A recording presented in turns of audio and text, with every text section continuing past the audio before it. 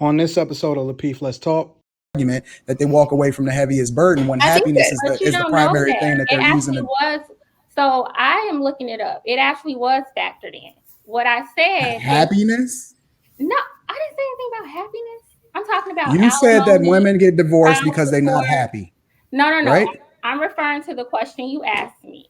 You asked me, does the statistic that I brought up about women carrying the biggest financial burden factor in child support, alimony, and something else? Welfare.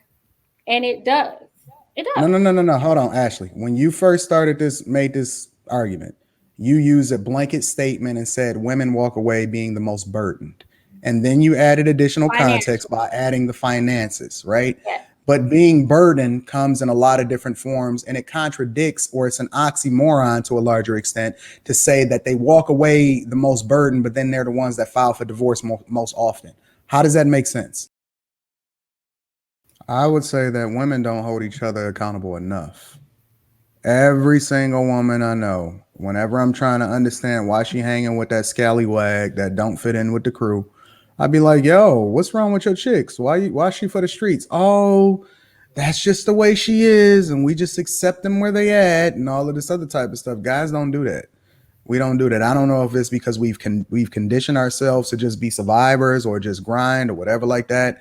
But I believe that women often at times, and I'm not sure about what happens, in your family or whatever, Amira, I think that women, and this is largely the problem that we see in today, fail to hold each other accountable, especially when they're as close to each other because they're so busy trying to make each other feel good about the situation that they just got out of versus, man, listen, women are the only ones that I know that have divorce parties. What the piss is that? What is a divorce party? Divorce party. You know what I'm saying? Like, I've never heard of that until I seen that junk online. I've never seen men hold a divorce party. That is crazy. We be trying to pick up the pieces and figure out how we can keep it running. Ain't nobody trying to celebrate. A lot of times, Anton, men and women, and this has been proven, like this is well documented, that men and women often don't measure the health of their relationship the same.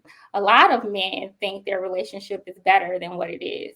So, by the time a woman decides to divorce, she's like, oh, I'm free. Like, I'm free. And they're happy. I don't like that, only because, I'm pro-marriage. I want marriages to last. It's sad when I see a marriage not last. But that's why they do it. Men don't do it partly because maybe they're not as tied to it emotionally, but oftentimes women are the ones who walk away with the heaviest burden. That's whoa. You said women walk away with the heaviest burden? Yes, the heaviest financial burden. Women, I know you all pay alimony, and you need to go and look it up. I'll look it up and I will put it in the comments. It is proven that women are more likely. It's nothing to disagree about when it's been documented. Women are more likely to be in poverty once they divorce. They are also more likely to make less money. Yes, but they don't have debts to the person that they just divorced from. Men do. I know that's unfair. I'm not a huge proponent of alimony, but you asked me my opinion, and I'm using fact to support my opinion. I believe that a lot of times the response is a little bit different. Women walk away from marriages and they do feel free. They have to take care of themselves. Wait. Hold on, one at a time. I'm sorry. I just want to answer. I want to understand something real quick, Ash, because you were saying that women walk away with the heaviest burden, but they're divorcing because, right. But they're divorcing in the first place because they're not happy. So they're breaking up their families, and then you're saying they're walking away with the heaviest burden, but they get rewarded for breaking up their family.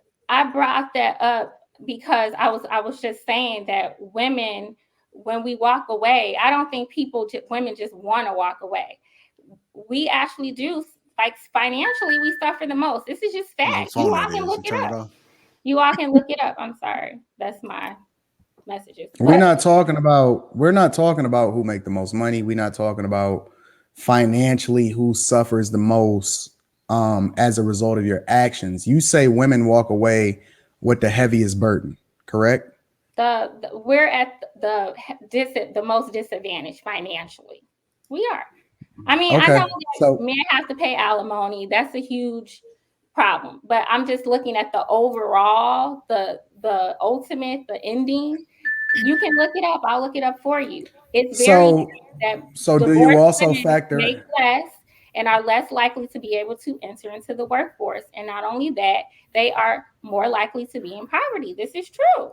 So are you also factoring into it all of the different scenarios and contexts by which we can qualify your statement? So, for example, do you also factor into it that child support? Do you factor into it alimony? Do you factor into it debt? Do you factor into it the pension, the 401k that the man has to pay for?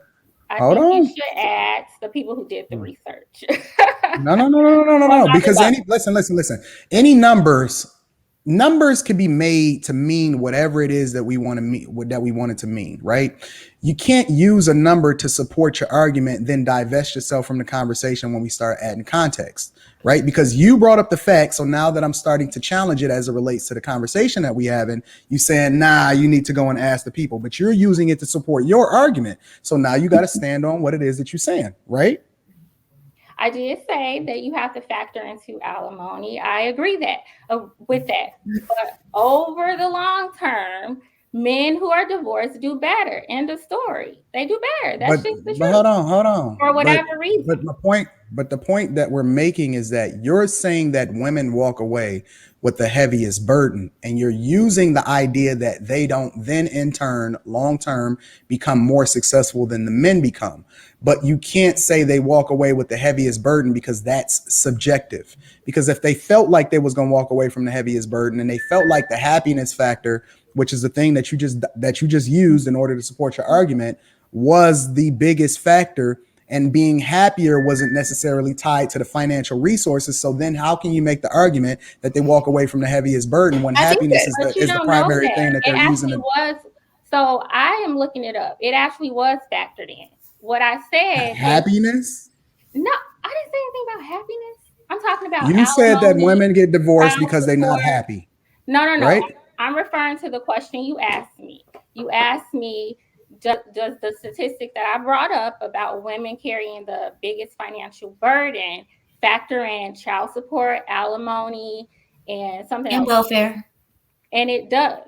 It does. No. Hold on, Ashley. When you first made this argument, you used a blanket statement and said women walk away being the most burdened.